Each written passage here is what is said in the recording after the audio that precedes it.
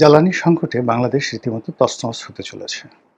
অর্থনীতি, সমাজ, ব্যবসা-বাণিজ্য, রাষ্ট্রীয় উৎপাদন এবং জাতীয় উৎপাদন এবং সর্বোপরি মানুষের যে শৃঙ্খলা, সরকারের আত্মবিশ্বাস, জনগণের আত্মবিশ্বাস সবকিছু জ্বালানির সঙ্গে সম্পৃক্ত। আমাদের যে জ্বালানি সেক্টর, এই জ্বালানি সেক্টরের বিদ্যুৎ, গ্যাস, গ্যাস মানে প্রাকৃতিক গ্যাস যেটা আমরা নিজেরা এখানে উৎপন্ন করি, সেই প্রাকৃতিক গ্যাস, যেটা দিয়ে এই চুলা জ্বলে বিদ্যুৎ উৎপন্ন হয়। এরপর সেই যে প্রাকৃতিক গ্যাস, এটাকে আমরা আবার সিএনজি করি। সিএনজি করে সেই সিএনজিগুলো যে ফিলিং স্টেশন রয়েছে, তার মাধ্যমে আমরা বিভিন্ন সিলিন্ডারে আমরা সেই সিএনজি সরবরাহ করি। এটাকে আবার আওয়ামী লীগ সরকার সেই জ্বালানির যে অর্থাৎ বিদ্যুৎ, তেল, গ্যাস, এটার আবার আরেকটা জিনিস তারা শুরু করেছে, সেটা হলো এলএনজি। এলএনজির বাইরে আবার আরেকটা রয়েছে, সেটা হলো এলপিজি। এলপিজি এবং এলএনজি এই দুটো আওয়ামী লীগ সরকার নতুন আমাদের যে জ্বালানির যে ডাইভার্সিফিকেশন, সেই ডাইভার্সিফিকেশনে তারা বিকল্প হিসেবে এই দুটো সেক্টরকে তারা অন্তর্ভুক্ত করেছে। ফলে একটা সময় এই ঢাকা শহরে রান্না বাড়ার কাজে 100% যে প্রাকৃতিক গ্যাস, যেটা আমাদের নিজস্ব ছিল, চুলা জ্বলত, সেটা মানে যাকে বলা হয় সেই প্রাকৃতিক গ্যাসের উপর নির্ভর করতে হতো, যেটা পরবর্তীতে এলএনজিতে রূপান্তরিত করা হলো।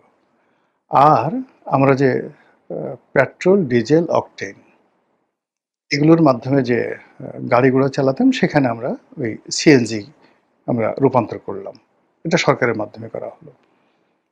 আচ্ছা, কিন্তু বিশ্বে এই জ্বালানির ভাইব্রেশনের কারণে, অবস্থার কারণে এবং অনেকগুলো রূপান্তর হওয়ার কারণে এখন এলএনজি এবং এলপিজি এই দুটো অপরিহার্য হয়ে যখন পড়লো, তখন শেখ হাসিনা সরকার এই এলএনজি এবং এলপিজিতে ব্যাপক বিনিয়োগ করে এই দুটো সেক্টর উন্মুক্ত করলো।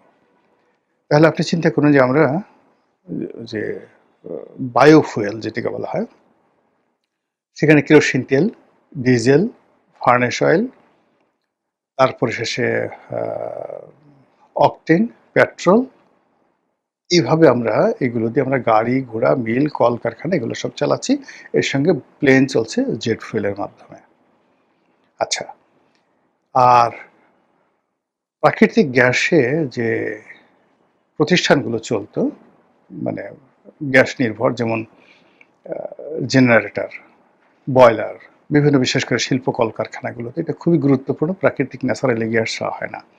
তো এখানে সেই আমাদের যে ন্যাচারাল গ্যাস, ওখানে যে পাইপলাইন দেওয়া আছে, যেটা তিতাসের মাধ্যমে বা বাংলাদেশ গ্যাস ডিস্ট্রিবিউশন কোম্পানির মাধ্যমে, পেট্রো বাংলার মাধ্যমে, এই জায়গাটাতে প্রাকৃতিক গ্যাসের সাথে সাথে এখানে এলএনজি দেওয়া হলো, অর্থাৎ সেম জিনিস দিয়ে আমরা সেই গ্যাসগুলো পাচ্ছি। অর্থাৎ আমাদের বাংলাদেশের প্রাকৃতিক গ্যাস আর একটা বিদেশ থেকে আমদানিকৃত এলএনজি। এই এলএনজি সরবরাহ করার জন্য দুটো টার্মিনাল আবার তৈরি করা হলো। এটা আওয়ামী লীগ আমলে তৈরি করা হয়েছে দুটো। একটি টার্মিনাল একটা মার্কিন কোম্পানিকে দেওয়া হয়, যে কোম্পানিতে এখন পিটার ডি হাস কাজ করছেন। আরেকটি এলএনজির যে টার্মিনাল, সেই টার্মিনালটি দেওয়া হয় সেই সামিট গ্রুপকে। এই দুটো এখন আছে। এর বাইরে এস আলমকে দেওয়া হয়েছিল, সালমানকে দেওয়া হয়েছিল, এরকম এগুলো চালু হয়েছে কি না আমি বলতে পারবো না।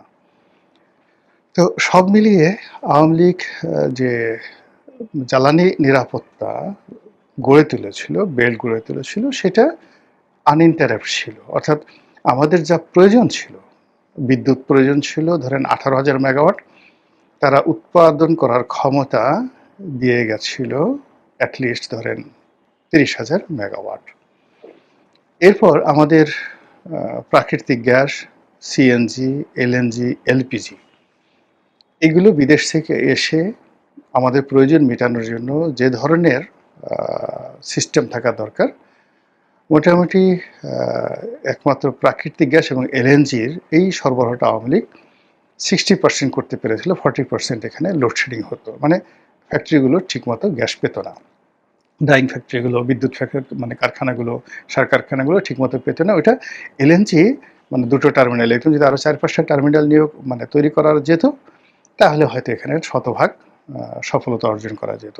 কিন্তু তারপরেও আওয়ামী লীগ জমানাতে বিদ্যুৎটা শতভাগ ছিল। তারপরে এলপিজির কোনো সমস্যা ছিল না। এলএনজির এবং প্রাকৃতিক গ্যাস, সেই প্রাকৃতিক গ্যাসের 60% তারা মোটামুটি সরবরাহ করতে পারত। এই 60% কনজিউম দিয়ে আর বিদ্যুৎ দিয়ে মানে ইলেকট্রিসিটি দিয়ে এবং ডিজেল দিয়ে ইন্ডাস্ট্রিগুলো মোটামুটি চলে যাচ্ছিল।